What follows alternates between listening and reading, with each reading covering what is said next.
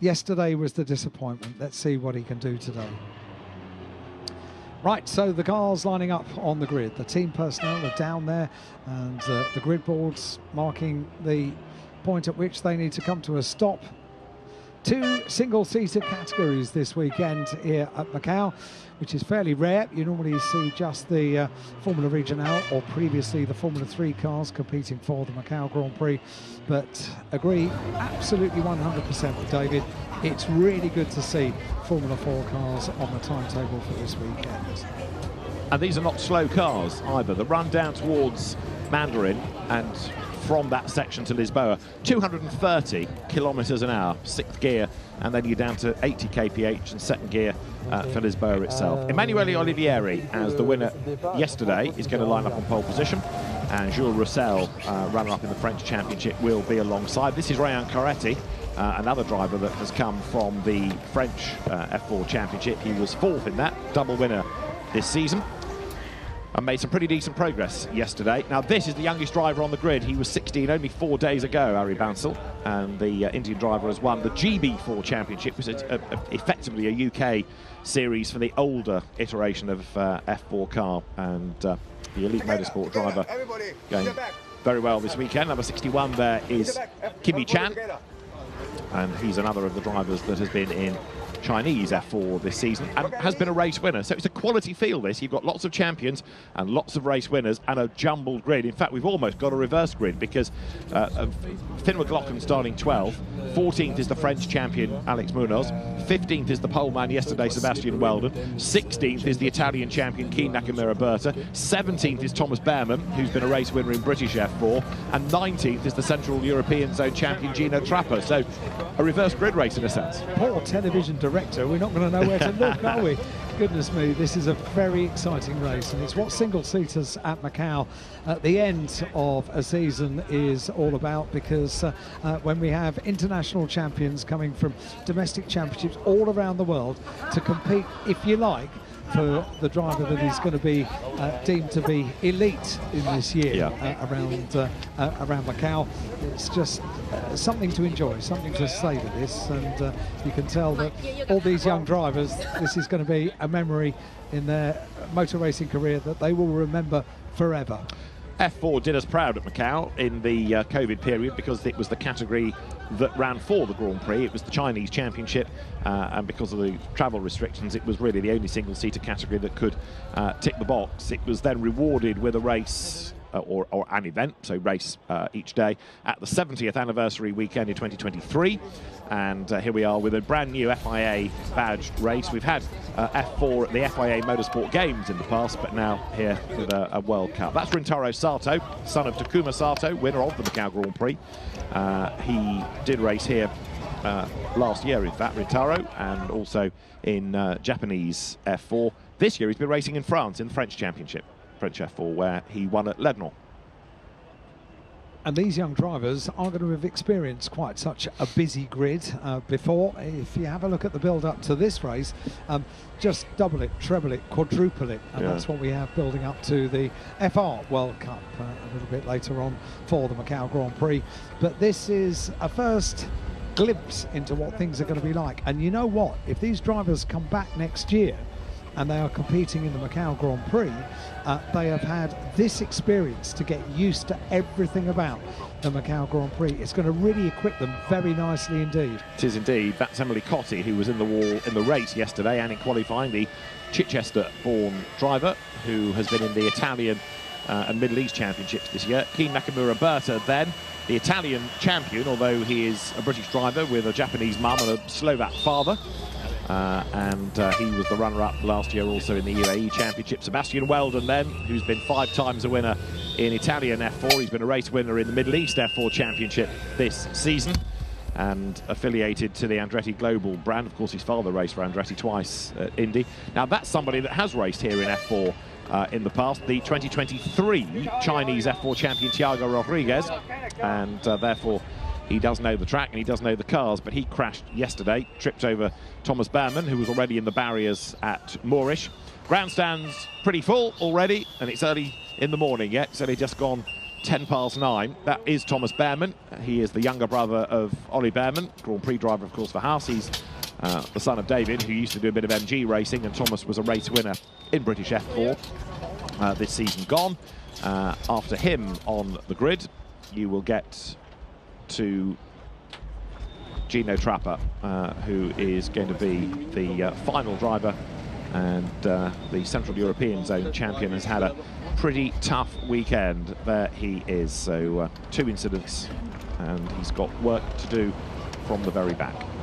Because this grid kind of tells the story of the journey so far, but this is the race on its own. This is the 10-lap race where heroes are made, and a quick handshake with the British F4 champion, Finn McLaughlin. He's been riding uphill pretty much for the whole of this weekend, but I'm not sure that any of the climbs have been quite as big as the one that faces him over the next 10 laps. But by no means right off Finn McLaughlin. I think this could be a very entertaining race from the back of the grid for a number of the drivers. You were talking about Sebastian Weldon in car number 98, of course, qualified on pole position for the qualification race yesterday, and now finds himself on the third to final row of the grid. So there are mountains to climb from the back of the grid, but in Macau, you know, anything can happen. Let's see what does as it emerges over 10 laps for the FIA F4 World Cup. The Macau Formula 4 race is coming up. You can make progress on the run down to Lisboa, and that's a key part of the lap, as Emanuele Olivieri, the Middle East champion, winner yesterday, lines up on pole from Jules Roussel and Ryan Caretti. Ari Bansal is fourth ahead of Kimi Chan and Li Qiuho. Simon Zhang, the Chinese champion, will go from 7th ahead of Itsuki Sato, Marcus Chung and Wang Yuzhe. Rintaro Sato is 11th ahead of the British champion Finn McLaughlin. Emily Cotti 13th ahead of the French champion Alexandre Munoz. Sebastian Weldon is 15th ahead of the Italian champion Keen Nakamura Berta. There's Thomas Behrman ahead of Thiago Rodriguez. There's Gino Trapper, the Central European Zone champion, to round out the grid.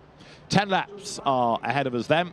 The drivers on Pirelli tyres will be released in due course. They'll get that formation lap underway, and as the cars then will be released, A, you've got to make a good start. B, you've got to get a slipstream down towards Lisboa, because places can be gained. But equally, you've got to keep out of trouble at Lisboa. I still think people are going to gain places because of incidents ahead. So, yes, it is going to be fascinating to see how quickly the likes of a McLaughlin or a Nakamura Berta, for example, or a Weldon can get through traffic before Emanuele Olivieri, and there he is, the godson of Dindo Capello, checks out up the road. If he can get away while they're fighting their way through, he's going to be hard to stop. Now, look, that doesn't necessarily take into account the possibility of a safety car mid-race or anything like that, but he needs to build that gap while the other quick drivers are having to carve their way through, and it illustrates the importance of that qualifying race of keeping out of trouble. It's all very well attacking for position, but if it goes wrong and you end up compromising the main race, it wasn't worth it.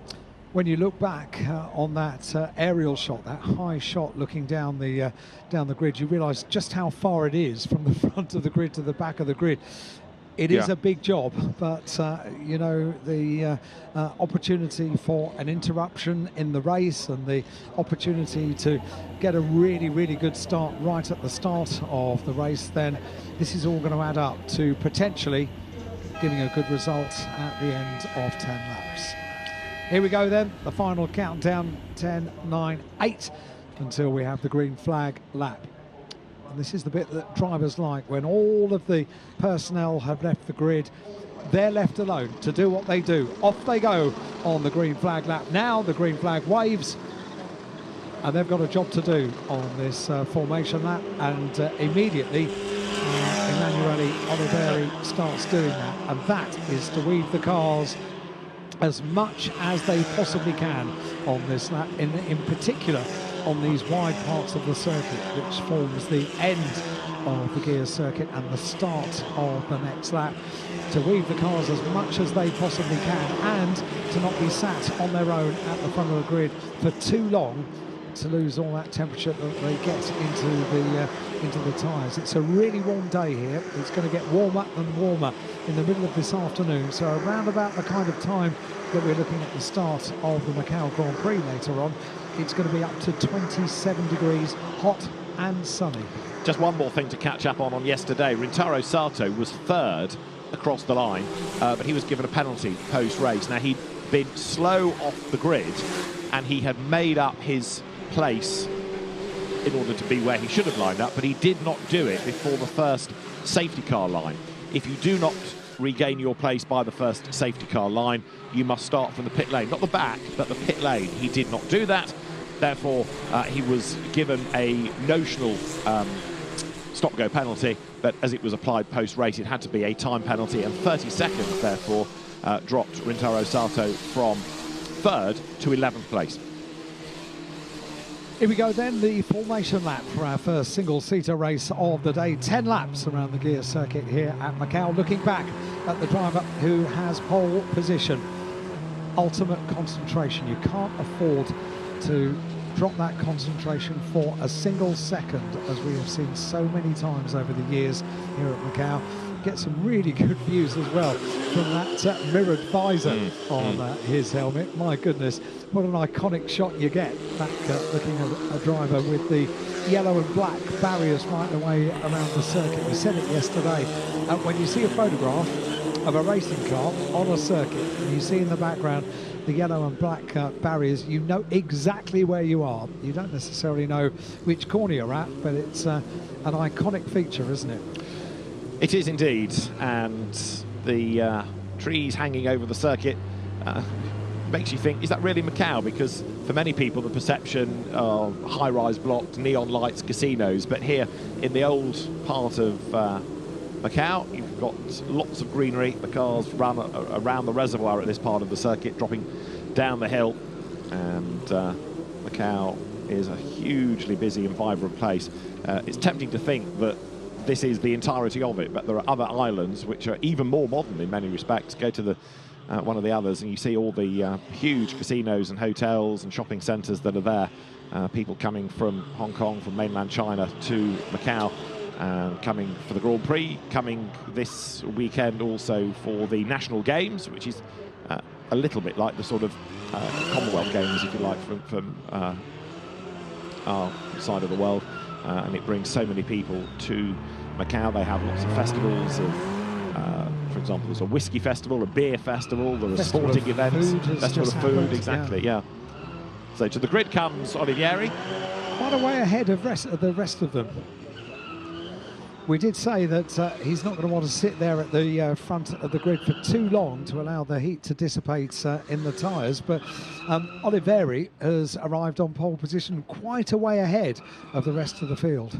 Yeah, it's sort of up to him to control the pace and others to go with him, but Jules Roussel has arrived now, so Emanuele Olivieri in the green-nosed car, Jules Roussel on the outside of the front row, which is a result given that he got a grid drop for causing an incident in qualifying. And there is Gino Trapper, who has got a lot of work to do from the rear of the grid. History is about to be made because the first ever FIA F4 World Cup is just moments away from starting, and where better than on the streets of Macau. Young teenage drivers, Formula One, sports car, GT stars of the future, all set to do battle. Emanuele Olivieri is the driver on pole position. Jules Roussel lines up with him at the front of the grid. There will be 5 red lights. When the lights go out, we go racing, and a good getaway is made by Olivieri. A good start also by Jules Roussel to get up the inside line. Look, going down towards reservoir for the first time, and Jules Roussel has the road come to him, and he's done it. He's up alongside, he's got his nose in front.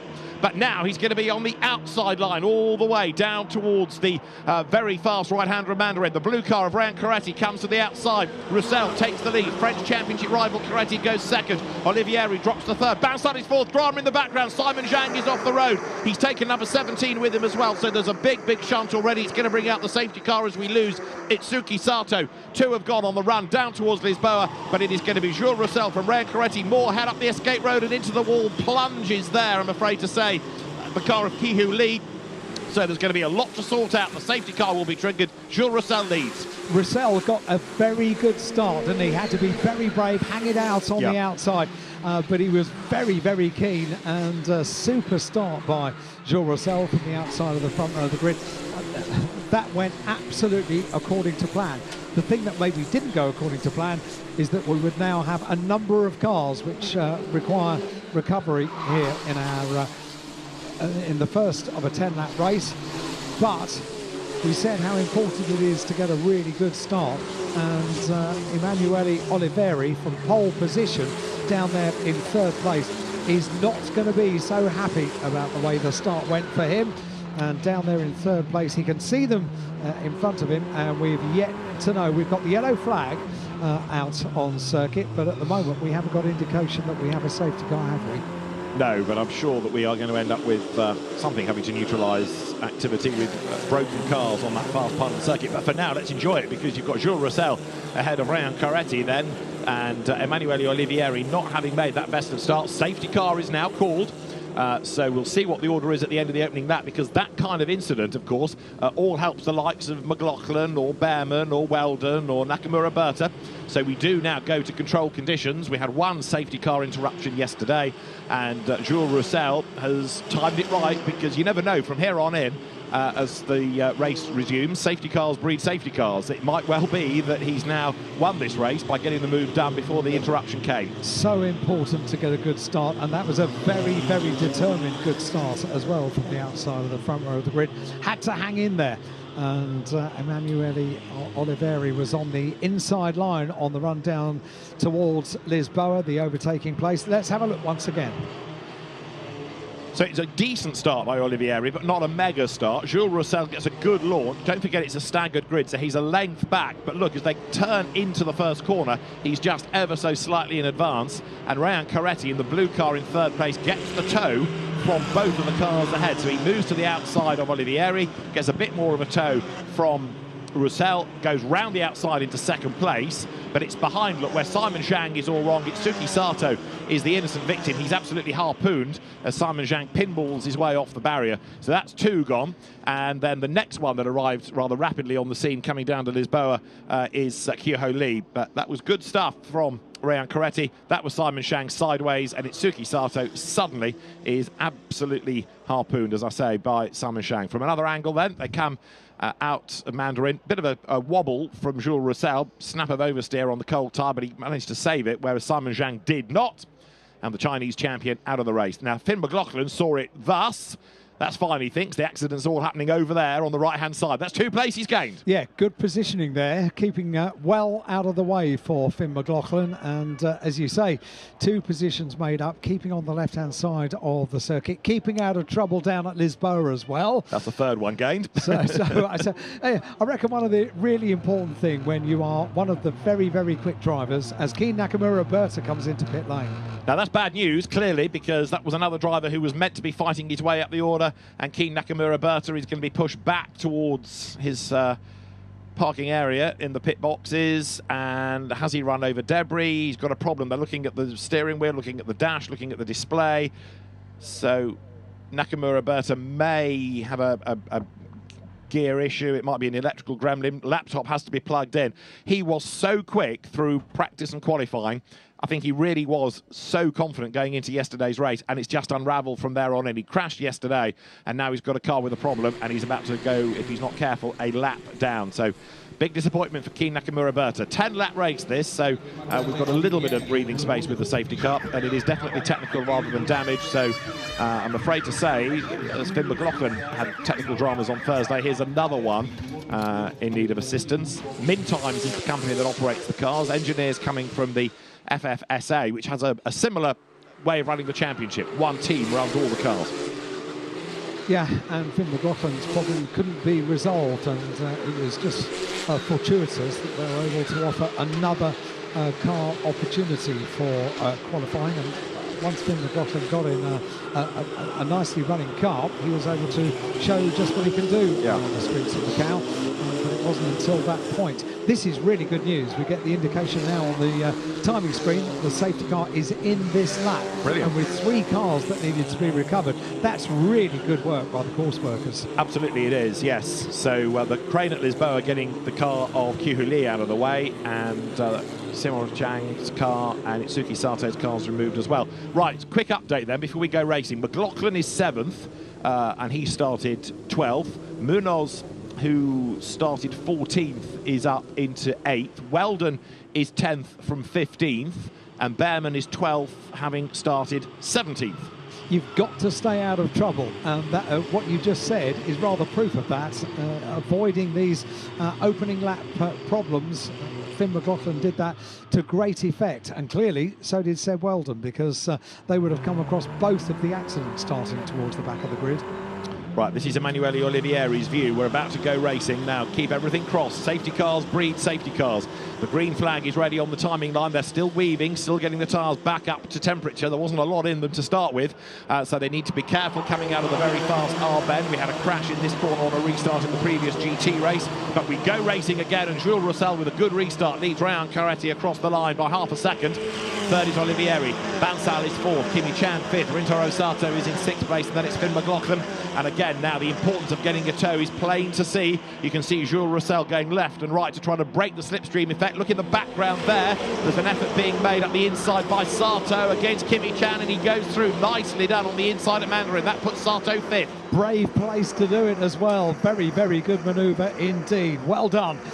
Great to see these thrilling manoeuvres taking place down at Mandarin, and not always down at Lisboa, which is perhaps the more preferred overtaking manoeuvre. But Sato doing really, really well there. It's a slowing car, isn't there? Yeah, exactly. And that might be Wang Yuzhe as they climb up the hill, we'll see. But look at this for the race lead. Ryan Carretti right on the back of Jules Roussel, and rather cheekily having a look on the inside. It's not really an overtaking place, that, but what he can do is try to force a mistake out of Jules Roussel. So you've got the drivers who were second and fourth in the French Championship leading the Middle East champion Emanuele Olivieri here, and don't forget he was the winner of that qualifying race yesterday. So let's see what he can do as he plunges downhill again. And you know, what you can do on this section is to just show an intent, and it could just put you off your stroke, couldn't it? Yeah. And one tiny little error on this tight and twisty section of the circuit, there is no room for error. The inevitable is that if you make an error, it's going to be very, very costly indeed. We've got a yellow flag being indicated down at turn 4. I'm sure in due course we'll find out what that is for. No doubt the slowing car that we saw. Yeah, I think it might be Munoz.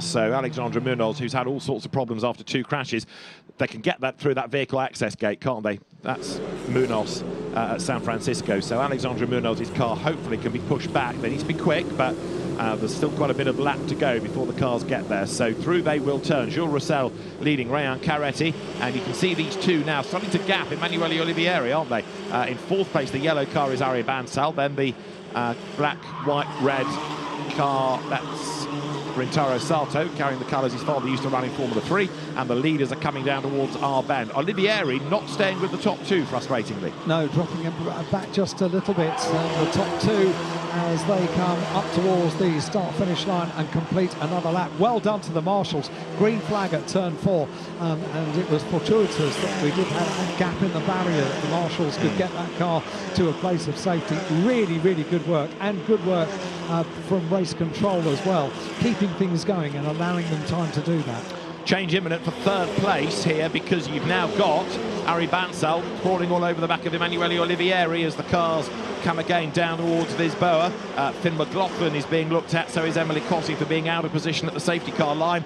We have a move for the lead. Carretti to the inside line. Nicely done. He goes through. Ryan Carretti leads the F4 World Cup. Where did that come from? Normally you get an early warning that there's going to be a go for the lead, and as they came down towards the corner, it was very, very last minute, and beautifully done as well. A new race leader in our Macau F4 race here at Macau, the FIA F4 World Cup here at Macau, and a new race leader. And he's done that from 4th on the grid, has Ryan Carretti, and he's making very good progress over the course of the weekend. Bear in mind, he started the qualification race 15th on the grid, and he's leading the main race. So talk about making progress and piecing together the weekend. He crashed in qualifying, getting a replay of that move. So he comes now down towards the right-hander of Lisboa. He gets a toe, and I think Jules Roussel thought, no, he's too far back, and Coretti finds a gap, sends it up the inside, and in fairness to Roussel, it gave him racing room rather than turning in and causing a collision. So often on that run down, you see the car jink out to one side and then go to the other side as well. There was no early warning there, and it was beautifully executed. Absolutely super stuff. And you're right, what you can see is the journey over the course of 4 days, getting better and better and better. Let's talk about some of the fastest sectors as well, because Finn McLaughlin, coming from the back of the grid, has gone overall best in sector 2. Sebastian Weldon, pole position yesterday, he's gone overall best in sector 3 as well. Now you're looking back from Emanuele Olivieri's car at Ari Bansal as they come from Fisherman's down towards our bend in this 10-lap race led by this blue car of Ryan Coretti, chased by Jules Roussel, who now wants to do to Coretti what he had done to him the previous lap. In other words, get the toe from here all the way down to Lisboa. Olivieri, though, can't match them for pace. The fastest lap's just been done by Seb Weldon, who's up into 7th place. Coretti tries now to break the toe, goes one side, tries to break that slipstream effect that is being handed on a plate to Jules Roussel. If these two squabble, that might allow Olivieri back into the game as they go through Mandarin now, down towards Lisboa. Staying in the wheel tracks is Roussel.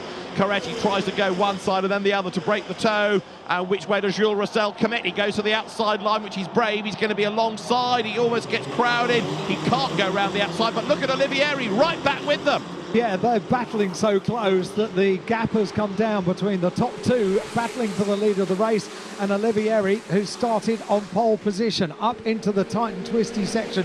Super race from these, and the top two still have a little bit of a gap, but then they go into braking zones for the corners in the tight and twisty section. They all close up together. Seb Weldon has gone overall best in sector 1. Finn McLaughlin briefly goes overall best in sector 2, and then that's taken away by Thomas Berman, who's down there in 9th place. Boy, we've got some talent in this field. We have indeed, and the likes of Weldon and Berman have still got done in terms of improvements. Now this is Finn McLaughlin, he's 6th, Seb Weldon behind him, closing up, as Alan says, fastest lap of the race to Weldon, then you can see the pace that he's got, edging that little bit nearer to Finn McLaughlin. McLaughlin has done fewer laps around the circuit this weekend than anybody else, because effectively he missed all the running on Thursday with a car that wasn't very compliant, and he didn't do a great deal in the qualifying session either. So on the Saturday, on Friday I should say. So it's been a tough weekend for McLaughlin. This replacement chassis has catapulted him back up the order, but he still doesn't have quite the same mileage as the others who've had healthy cars all weekend. It's all concertinaing up again as Coretti leads Roussel, leads Olivieri coming out of Melco. 4th is Ari Bansal, the Indian driver, and that is 2nd place Jules Roussel. He's fallen back a little bit, down through Black Sands though. Certainly has, yeah. This is where the circuit opens up now as they go down towards the completion of another lap. It's going to be the completion of 5 laps as they come across the line, and the race leader with a little advantage there, not the sort of advantage that we saw going on to the previous lap. However, everything can change now if you get the slipstream, although I think that might have been broken a little bit now for Coretti at the front of the field. But I think Weldon is about to have a go at McLaughlin. Let's have a look in the background, because as they come now, the change has happened. In fact, Weldon has done it. He's gone by, going into turn 1. Look, the white car is ahead. This is Finn McLaughlin looking back from the Red Bull liveried entry of the Red Bull Junior driver, but very definitely Weldon with another demon lap has gone through, and Thomas Behrman behind has done the fastest lap of the race. Olivieri not able to stay with the top 2, still having to defend from Bansal. And the overall fastest lap of the race so far has gone the way of Thomas Behrman now. He's up there in 8th position, and in front of him he's got Finn McLaughlin and Sebastian Weldon. But the overall best lap of the race at 2:24.828 is for Thomas Behrman down there in 8th place. The good news is that we've got some running now. They can get themselves in a groove, and that is exactly what they're doing. So it's Suki Sato we lost on lap 1, Simon Zhang we lost, Kyuho Lee we lost as well, but up front it is Ryan Coretti, who was 7/10 of a second ahead when they came across the line. The onboard in that graphic showing you the view of Emanuele Olivieri, who could really rather do without Ari Bansal behind him.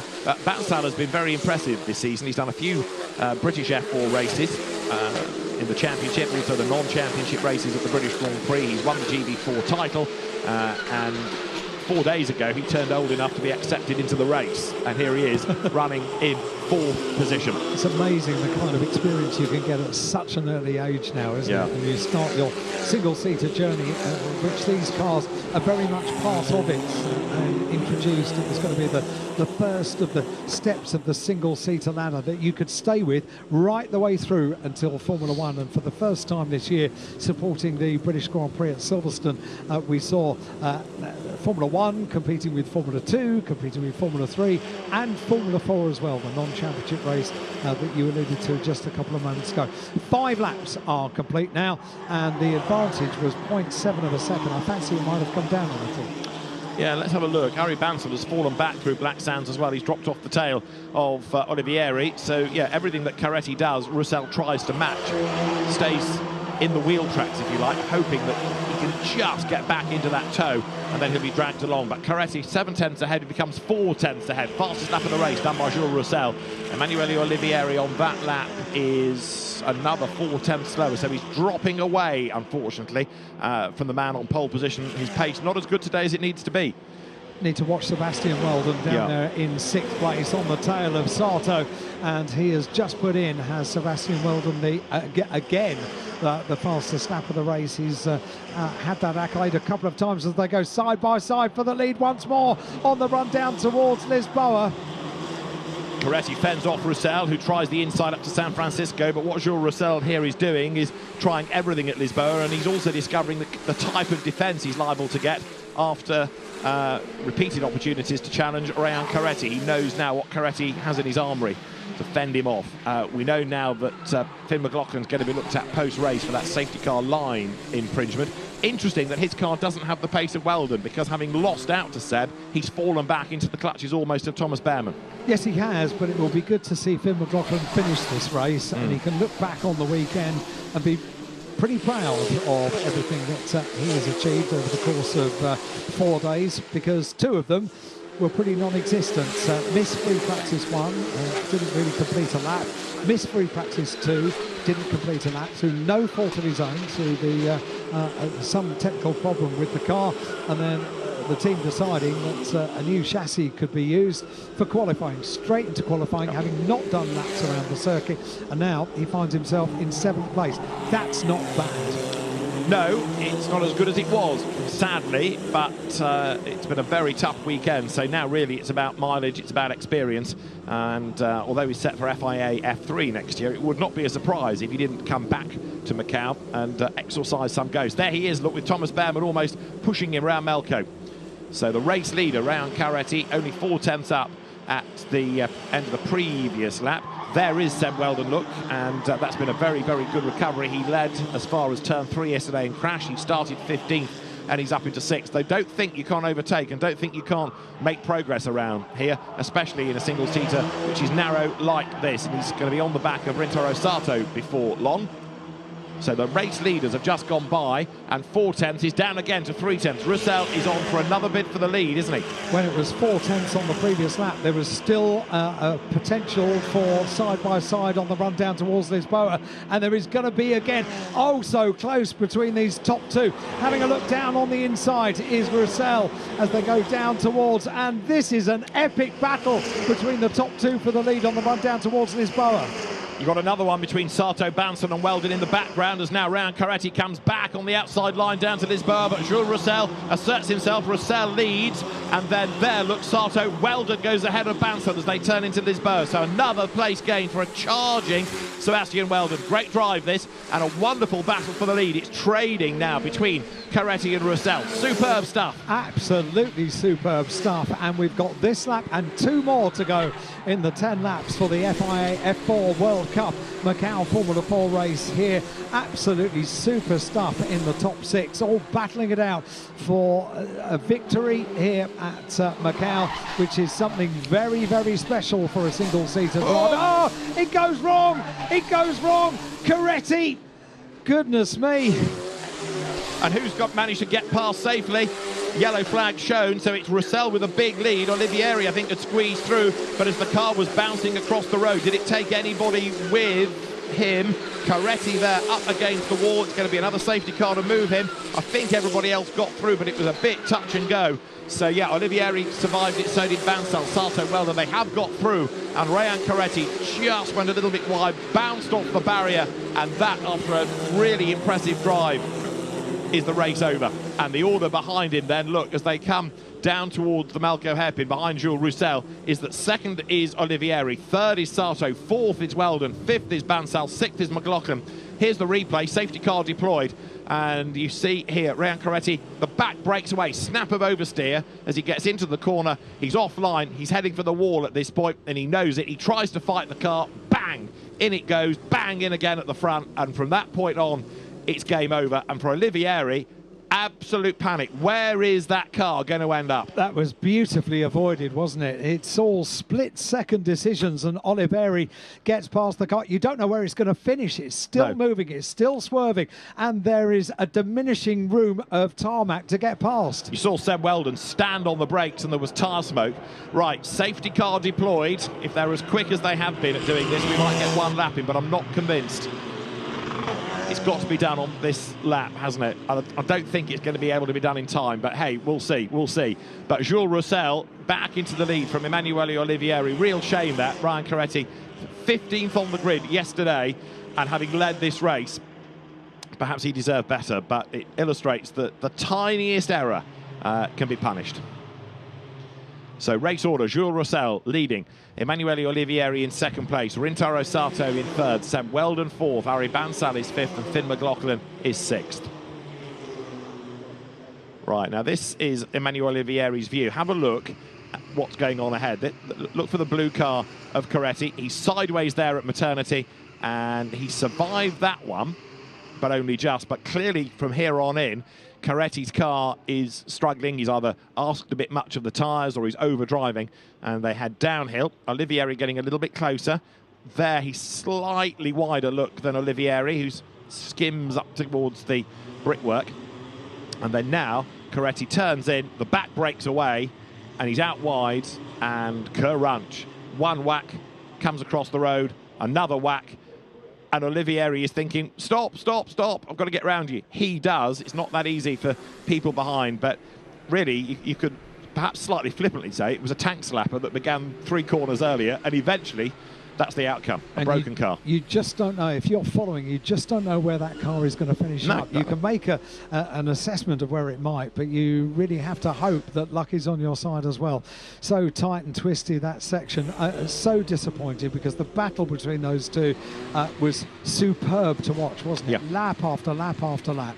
And well, who is it that said last year in single-seaters, you have to have a go? I think it was Freddie Slater, wasn't it? Slater. Yeah. You have to have a go, and you do. And we were treated to a great battle at the front of the field from those two. And you can only feel very, very sorry for Rayan Coretti. You know, coming up San Francisco Hill, when you saw the first of those little moments, just upsets the flow, doesn't it? And one little tiny moment leads to another, and ultimately that's the result. So the cars all going round the recovery vehicle, which is on hand, but if that's not off the track by the end of this lap, we have a result, because they will go to the checkered flag in this order. Pedro Cutiero, the safety car driver there, Portuguese racer, very, very experienced of dealing with the safety car processes at Macau. He's been the safety car driver for a decade plus, and also used to race here in touring cars.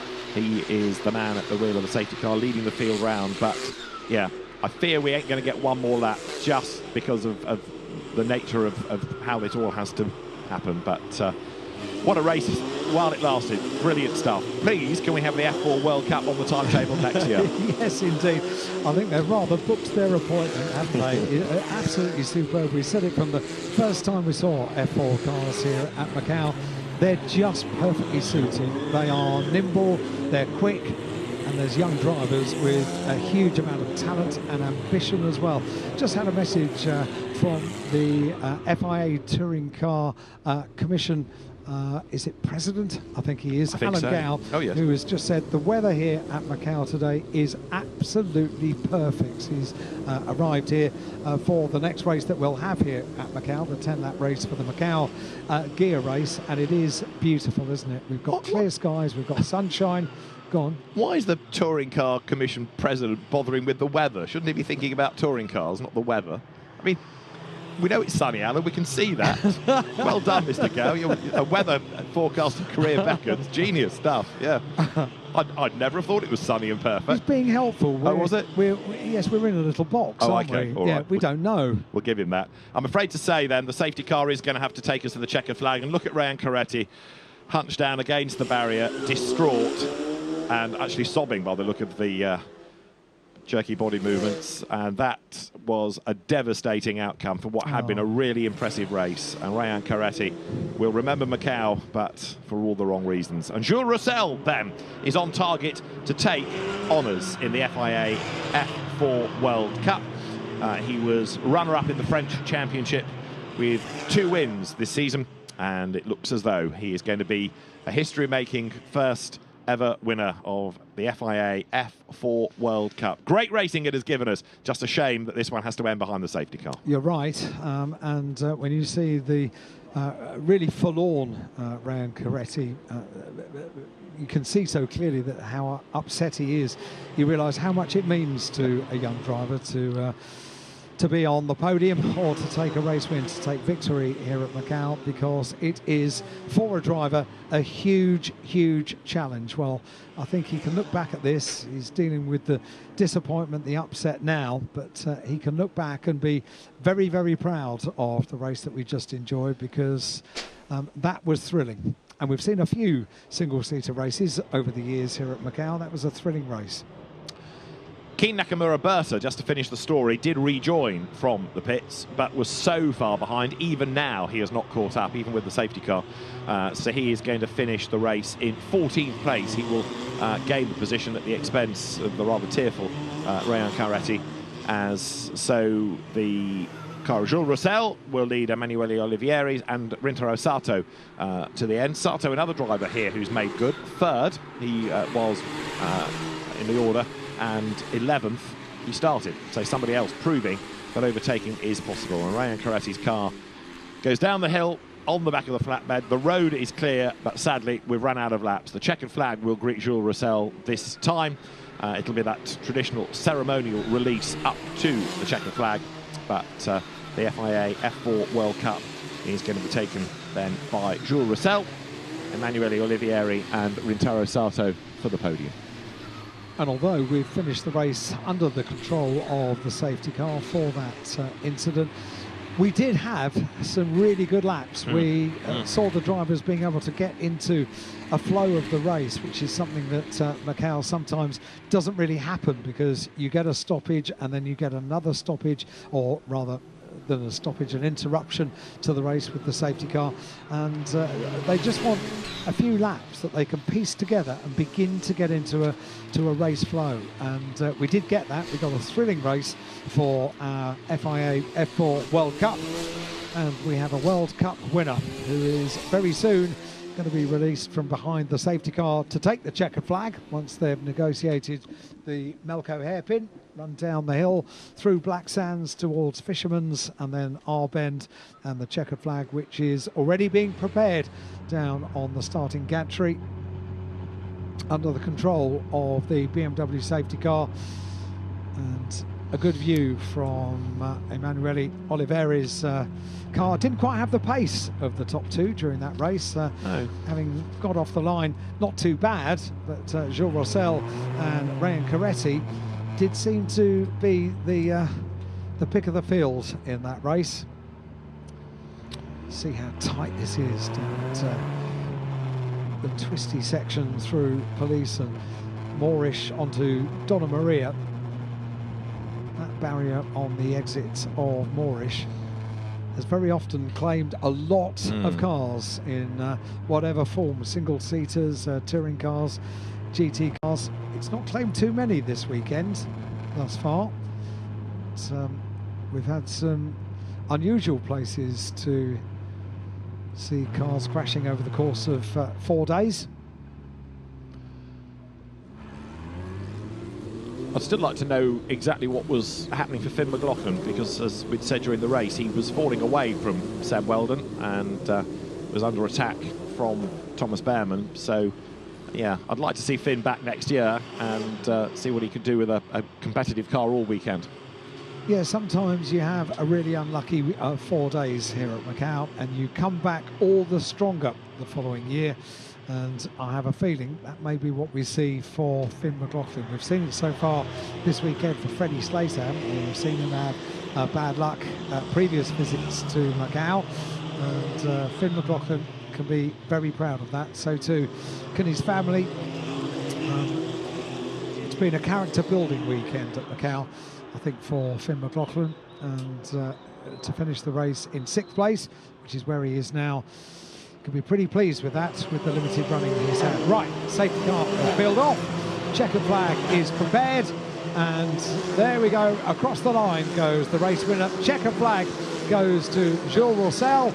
He takes the win from Emanuele Oliveri from the Toro Salto on the 3rd step of the podium. Sebastian Weldon, who started right the way towards the back of the grid, finishes up in 4th. Arai Bansal is in 5th place, and in 6th place, completing the top 6, is Finn McLaughlin. And Thomas Behrman, who was for quite a few of those laps putting in a fastest lap of the race, finishes up in 7th place. Well, we can be pleased with that. We got a race. We did get a race, and it was a good race as well. And if anybody thought that F4 wasn't worthy of being on the Grand Prix bill, well, think again.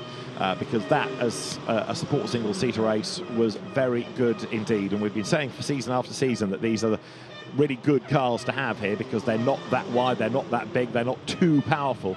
And bearing in mind, we're talking of drivers here who kind of at best are 16 years of age. To do what they do on this kind of circuit, it is very impressive indeed.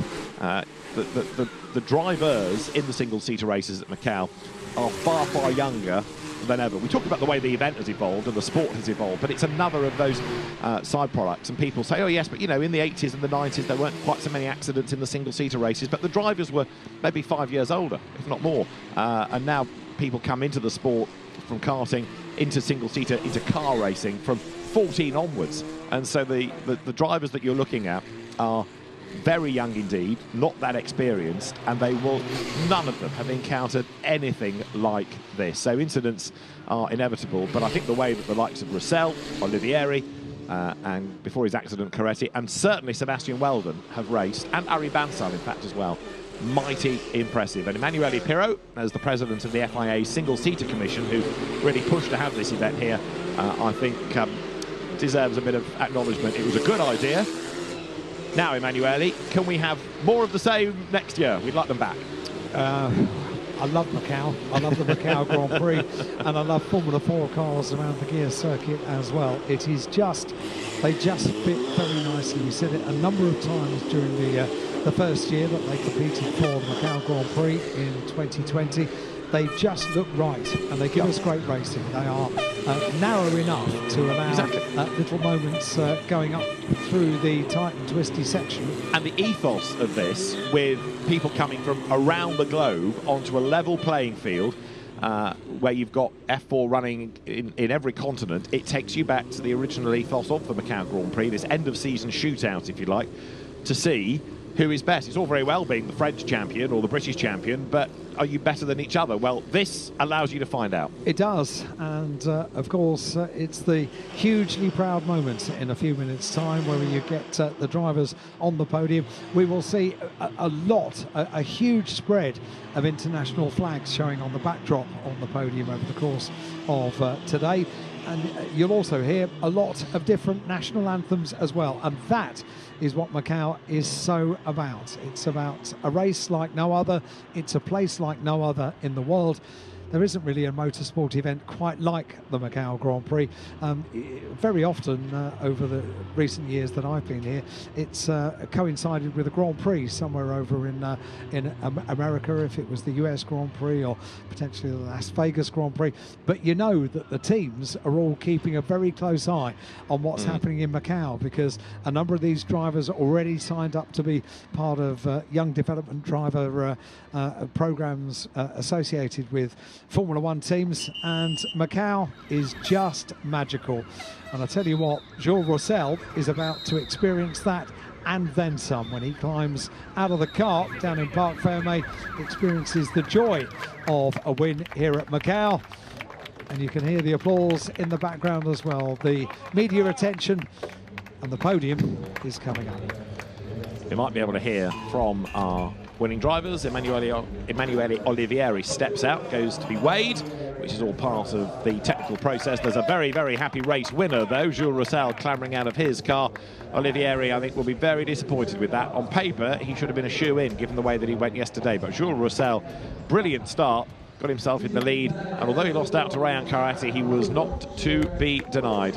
And the driver he's raced against, Rintaro Sato, for third place, there to celebrate as well. Sato will be delighted with that, given that he started 11th after his penalty from yesterday.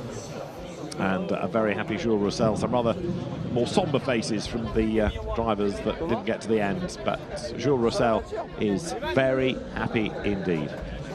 I love these scenes from Parc Fermé. I love the celebration, the joy. Can I stand on the car? Yes, you can. You're a winner at Macau. And that's the picture we want. And with the backdrop in the background, the 72nd Macau Grand Prix. I love the fact that he asked if he could stand on the car. It's not my car, I need to check. Yes, you can. They're quite strong. Alex Legui there. He's going to have a word with the winners for us in a moment, and the trophies will be presented for, if you like, the Macau Formula 4 race by representatives of Melco Resorts and Entertainment, and then Emanuele Pirro will hand over the trophy on behalf of the FIA to the race winner. Jules Roussel then puts himself in the history books, and once he's gone through the process of taking off his gloves, undoing his helmet, taking off his hands device, and taking off his helmet, and taking off his balaclava, and taking his earplugs out, finally we'll get a word. There's a winner. There's a winner at Macau, and I think it'll sink in a couple of moments' time. We'll hear from Jules Roussel down in Parc Fermé with Alexander Legui. You provided us with a lot of battles there, brilliantly executed, you kept it clean, job done. Yeah, I'm really happy. All of the week we had the pace, and now we concretize, so hard battle all of the race. We have to be here since the beginning, make a great start, overtake Olivieri at the first corner, and after big battle with Ryan, and overtake him in the few last moments. So I'm really happy. How much have you enjoyed your Macau debut? I think for now it's my best race of my life in terms of experience on the results. So I'm really happy, and I will create Macau with only good memories. Amazing. Well done. Thank you. I think we're going to hear a lot about Jules Roussel over the next few years. We'll see where his single-seater path takes him next. He's had 2 seasons in the Championnat de France Formula 4, and there he returned the crash helmet to the car, and in a few minutes will be on the podium. Provisional result though, Jules Roussel the winner from a somewhat disappointed Emanuele Olivieri, and a delighted Rintaro Sato 11th to 3rd. Sebastian Weldon then, a really impressive drive, 15th to 4th ahead of Ari Bansal, and Finn McLaughlin 12th to 6th. Thomas Behrman started 17th and he bagged 7th from Kimi Chan, Marcus Chung, and Gino Trapper 19th to 10th. Thiago Rodriguez 11th, and behind him there was Wang Yuzhe, Emily Cotti, and after the pit stop, Keen, Nakamura Berta. We lost Rayan Karate, Alex Munoz, Lee Kyu-ho, Simon Zhang, and Itsuki Sato. Well, certainly F4 has given us some great racing and some drama as well. And Rayan Karate is going to take quite some time, I think, to get over that accident. You could see just how distraught he was. It's a great shame for him. It's a great shame it ended up preventing us from the last couple of laps worth of racing. But Jules Roussel taking the advantage ahead of Emanuele Olivieri and Rintaro Sato third. They'll be on the podium shortly at the end of the FIA F4 World Cup, the Macau Formula 4 race.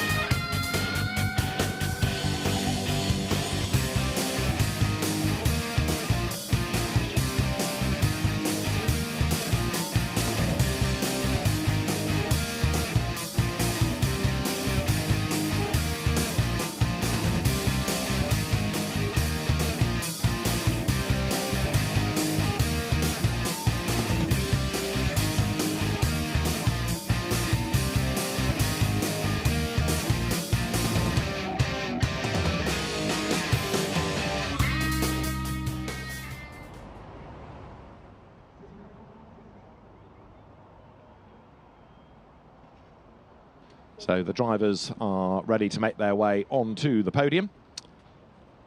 Jules Roussel, Emanuele Olivieri and Rintaro Sato, top three. And they will be atop the podium very shortly. There, the podium awaits. The doors in a few moments will open. The trophies will arrive. The presenters will be arranged. The drivers will be made ready. And the local officials are ready to take charge of the podium ceremony for the Macau Formula 4 race, the FIA F4 World Cup.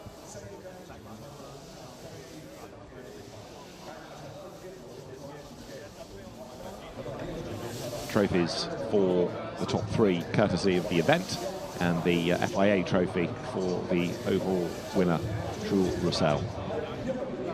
One or two drivers with big reputations here, having a bit of a whack to that reputation. And Jules Roussel, runner-up in the French Championship, comes out the winner. Let's get to the podium then. Presentation ceremony for the Macau Formula 4 race, FIA F4 World Cup. First of all, let's welcome the winning drivers to join us on the podium.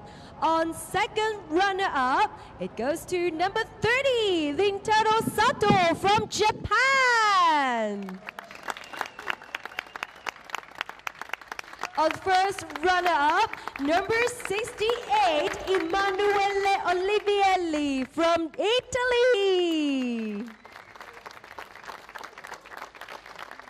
And the winner is number 7, Jules Roussel from France. Congratulations, drivers. And now it's time for the national anthem for the winner.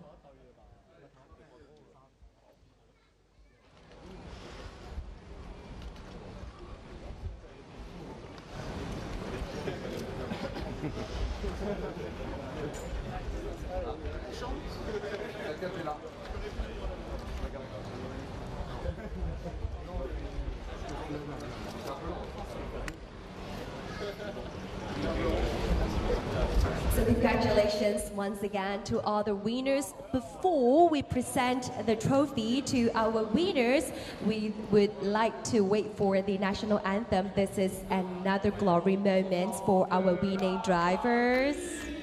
Thank you very much, team. Lovely. L'étendard sanglant élevé, l'étendard sanglant élevé, entendez-vous dans nos campagnes mugir ces féroces soldats.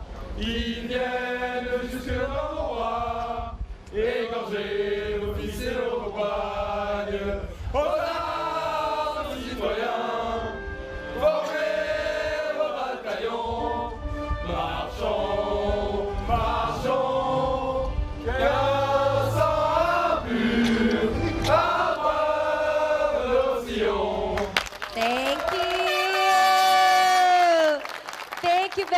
such a lot of love from all the teammates. Thank you very much. And now we are ready to present the trophies to all the winning drivers. First of all, I would like to invite Ms. Oscar Chang, representative of Macau Resorts and Entertainment, to present the laurel and trophy to our second runner-up. Number 30, Rintaro Sato from Japan. Congratulations. Thank you, Ms. Chang. Coming up next, let's welcome Mr. Scott Tang, Senior Vice President, Head of Resorts Operations, Macau of Macau Resorts and Entertainment, to present the laurel and trophy to our first runner-up, number 68. Congratulations. And last but not the least, let's welcome Dr. Kent Wong, Chief Advisor of Macau Resorts and Entertainment, to present the laurel and trophy to our winner, number 7, Julie Roussel from France. Congratulations, drivers. Now, with all the guests, please gather at the center. Let's take a group photo together. Please gather at the center. Thank you. And smile for the camera. Please look at the center front, at the media zone, together with the official camera as well. Perfect. The moment is perfectly captured, right? Thank you once again, all the guests. Thank you very much. Drivers, please remain on the podium. Thank you. Drivers, please remain at the current position. As coming up next, we are also going to present the FIA Trophy Formula 4 World Cup for our winner driver. I would like to invite Mr. Emanuele Pillo, FIA Single-Seater Commission President, to present the trophy to our winner. Once again, number 7, Jules Coussel from France. Congratulations. And Mr. Pillo, please remain at the center. Let's take one more photo with the drivers. Please look at the front, at those media friends' cameras as well. All right. Thank you. Thank you, Mr. Pillo. Thank you. Drivers, please again remain on the podium as it's the champagne time. So please note that the champagne is for your photo taking only, please. So please have the champagne. Let's take a photo together. And in accordance to the law of Macau, the Macau Grand Prix Organizing Committee has provided non-alcoholic champagne for this podium celebration. Please just take photo with the champagne, please. Look at the front. Yes, for photo taking only. Thank you very much. You can celebrate with your team after the trophy podium. Thank you. All right, thank you. Please remain on the podium for some interview, drivers. Thank you very much. We would love to hear your feelings at this moment. Thank you very much for your understanding. So now, Chris, it's your time, please. Later, celebrate later. Rintaro, here we are again on the podium. But you had to come from further back than we thought. Great drive. Talk us through it. Thank you very much. It's been a tough race because I started P11 really back in. But yeah, I managed to finish P3. I'm so happy about it. Thank you very much to the mechanics and engineer and my family. Thank you. Were you just going for it? Nothing to lose? Yeah, that's true. So next year you've got to come back and have another go?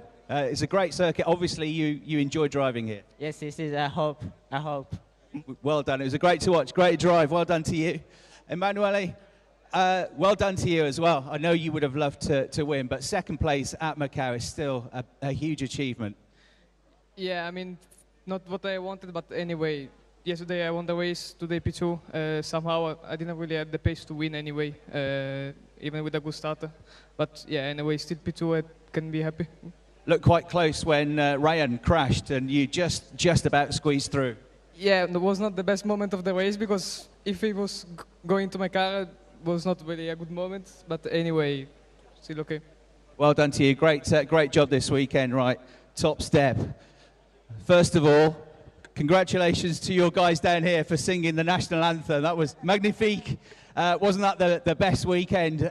You had an up and down race. You got the lead early on, then you lost the lead. But a few times you tried to get the lead back, and then you went for it. And it was a great move at turn 1 into turn 2. Yeah, quite hard with the defense of Ryan. But here, the toe, first of all, for me, defending with this toe, with this long straight, was really hard.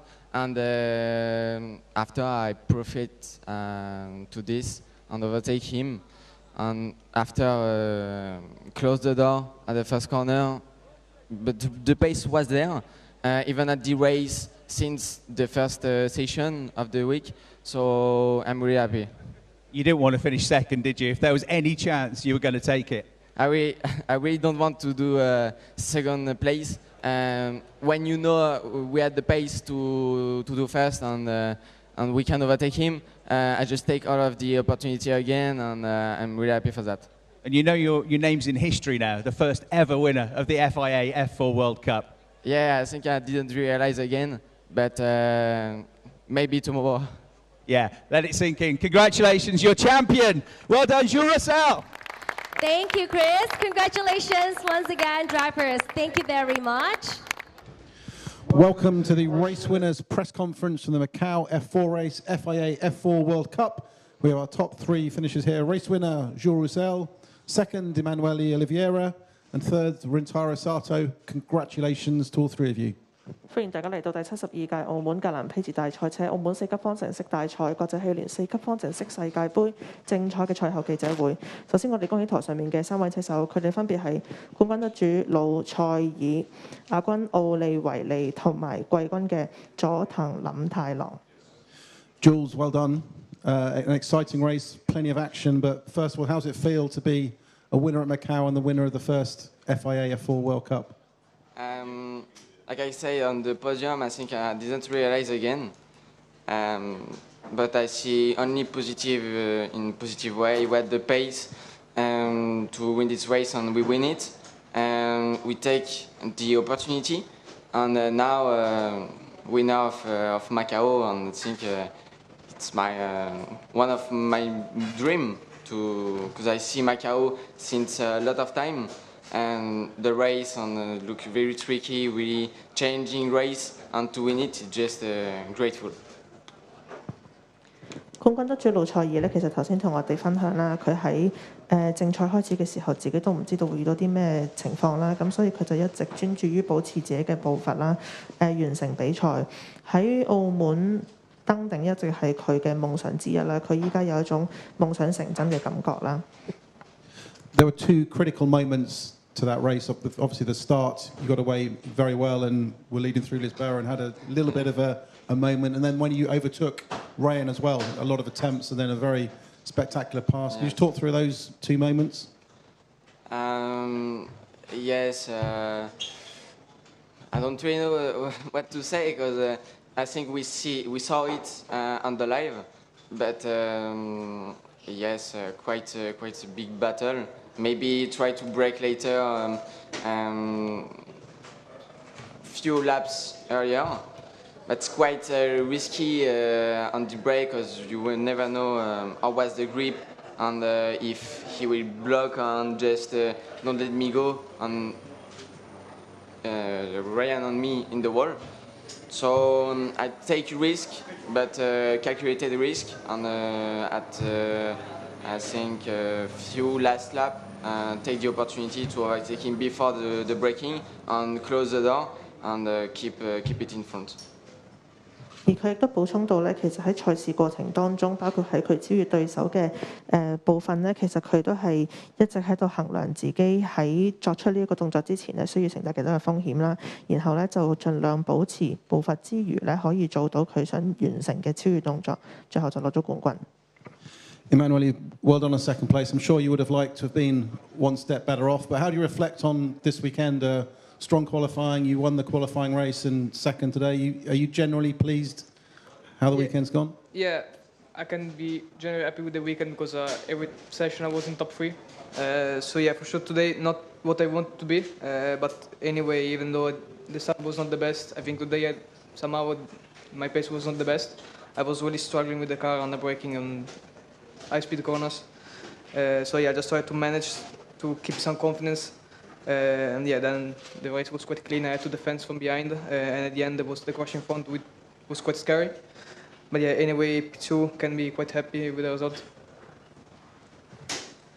奧利維利咧就表示，其實喺成個比賽週末當中咧，佢當然希望自己可以攞到更加好嘅名次啦。咁但係其實喺比賽嘅時候咧，佢首先要保持翻個步伐啦，要 keep 住自己嘅自信心啦，同時亦都要抵擋後車嘅攻勢，所以最後攞到第2都好開心嘅。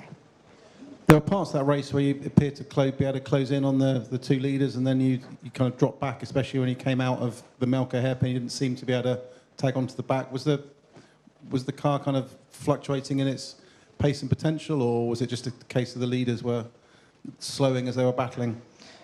Yeah, I mean, I don't really know what to say because before the start I said like even if I get overtake because the straight is long, I think I had to pace to overtake back. But yeah, anyway, I stay calm after the safety car. But after like 1 and 2 laps, I saw the pace was not really there. So I just had to focus on myself to actually defend behind. Yeah, to keep it on track basically.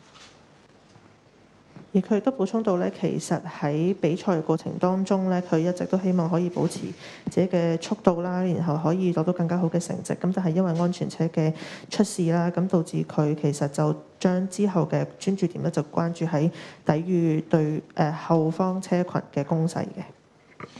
Rintaro, congratulations, third place, same position as yesterday, but I think a lot more harder work today coming through from 11th on the grid. How did the race pan out for you? It's been a really, really tough race because I started P11. It's really, really bad, and it's so hard to overtake in here because in the mountain section it's almost impossible to overtake. So, yeah, I managed to stay on the track. I think that was really the most important things to do in a Macau Grand Prix. So, yeah, I made a really good start, and fortunately I avoided the crashes as well. So, I'm really, really happy with this.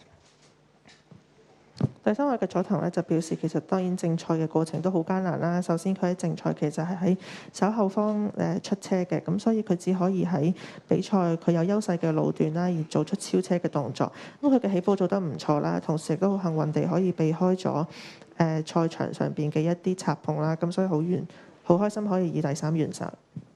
Did you feel there might have been a chance to get past Emanuele to line up a thing? And how much were you looking behind you? Because obviously Sebastian Weldon was coming through the traffic like you too.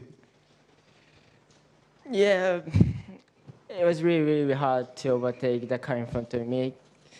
I was behind them, but it's so hard to stay behind after the miracle happy, and I was just catching the straight, and I cannot overtake it. So it was really, really hard to overtake. So I just pushed to the car in front of me to make a mistake.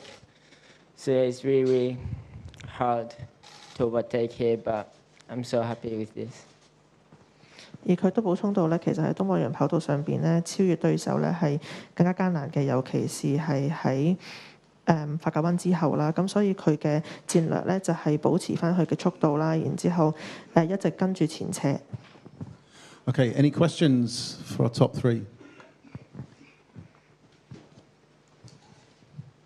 Jamie Klein from Autosport. One for Rintaro quickly. Obviously, you had the penalty yesterday.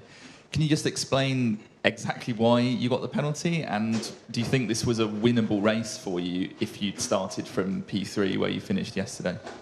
So actually, the penalty about the formation lap, I couldn't start to get in the formation lap. I couldn't start earlier because the P1 guy stalled a bit, and we saw the right side started a bit late, and then the P8 drivers overtook me, and I didn't have opportunity to overtake the P8 guys, so I couldn't back to my grip positions, and then I started, so that's why I got the penalties.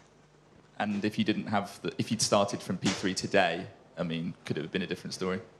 Well, we never know because it's a racing, so maybe some stuff crashes, I don't know. But yeah, maybe I have a good opportunity if I started P3. Thank you. Any more questions? Kayleen Lau from Feeder Series. A question for all 3. Just wanted to get your thoughts on your experience racing here in Macau, and how do you think that will help you for your plans for next year? Jules? For me, I think improving my driving to keep good technical part, even with the wall just ahead of me, and to brake later with good technique, and improve the concentration to don't make a mistake, and with this keep the pace, take risk, but keep concentration. Yeah, racing this track is I mean, absolutely amazing. First time in a straight circuit, and I think if you're fast in Macau, there is no point you can be fast anywhere, basically, because here you need to be so precise, so confident with yourself and with the car, and pushing the car into the limits. So really, I think that you need to build on session, and you can't really go out from the pit straight away pushing, because it's not easy, and it's really easy to do silly mistake, and if you crash, you will lose a lot of confidence. So I think it's about everything in the straight circuit. Rintari? Macau Grand Prix, it's a street track, so and there's everywhere is that wall next to us. So one mistake made a huge crash. So the most important thing is to stay on track. And we are the humans, so we made a mistake. So try to not make a big mistake to avoid the crashes or avoid the loss of confidence. So it's really, really important to stay focused to driving for 1 hour to driving a Macau Grand Prix. This is the good training to focus in the other racing track as well, to keep no mistake to stay in a good position. Any more questions? All good? Oh. All good? Thank you very much. Congratulations to all three of you. And if you can pose for a photograph, that'd be great. Thank you.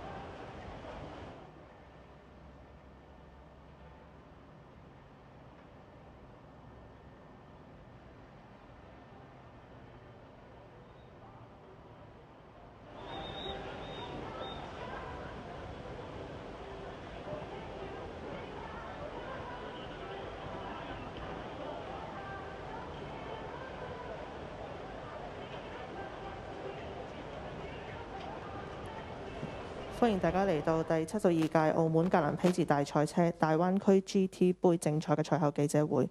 Welcome to the post-race press conference of the 72nd Macau Grand Prix Greater Bay Area GT Cup。首先，我哋恭喜台上面嘅3位車手，佢哋分別係第一位嘅陸文龍、第二位韓瀝潮同埋第3位嘅廖啟順。We have with us on stage the top 3 winners. They are finishing first Lu Wenlong, second Han Li Chao, and third we have Liu Kaishun. Chinese, English? Both can. Both? Yeah, both can. Okay. Then we saw that you did a really good start in the beginning of the race and also every other ones after the safety car. Can you please walk us through? Yeah, I mean, I knew I had to get the job done today. Thank you, first of all, to Lotus and my team, my engineers. They worked really hard this weekend to provide the car.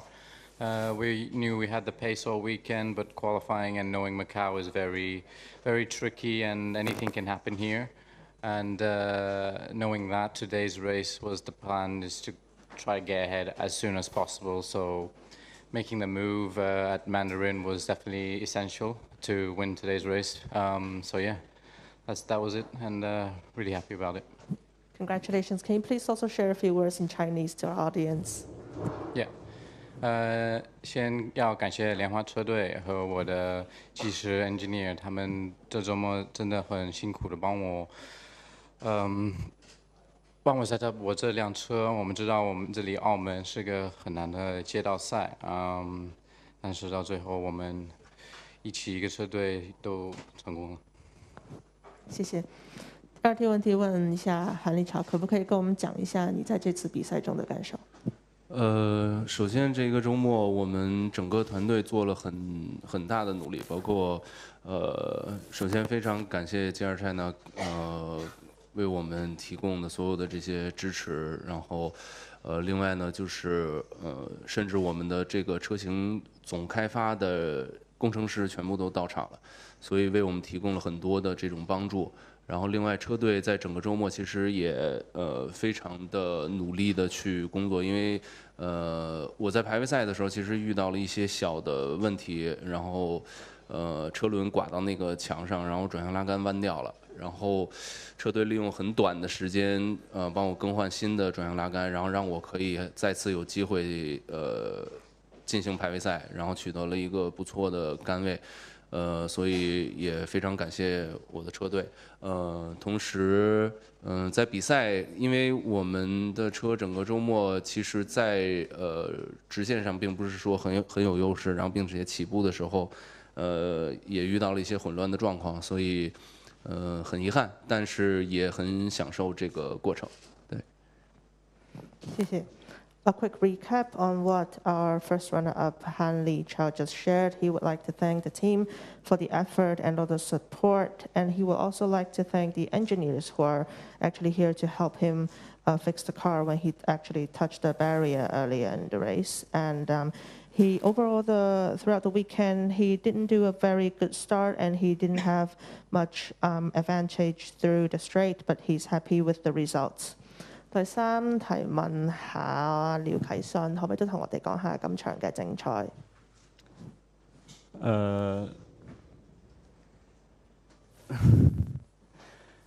今天很荣幸吧，可以从第10位发车到第3这个成绩啊。我们排位赛遇到了很多问题啊，我的变速箱是卡档了，然后在后面经过车队的维修，只有1圈的时间，然后也很可惜，在排位赛没有做出一个很好的圈速，可以在今天的前排的位置争取一个更好的名次。但我觉得，可以从在澳门这么窄的赛道，从第10位发车，我们仅有可能6、7个弯的绿旗，可以从第10到第3，我觉得，我已经发挥了全部，也很感谢我的车队给我的支持，谢谢。A quick recap from Liu Kai-shun. He didn't do too good in the quali because of some technical issues with his car, and he would like to thank the team for fixing his car for the race. Starting from 10th, finishing 3rd, he's pretty happy with the result, and he would like to thank the team again. Now we're opening the floor for questions. 開放現場提問，開放現場提問。Okay, so that's the end of the press conference. Thank you very much. Can we please stand up for a photo? 麻烦大家站一下，我们来一个 photo，谢谢。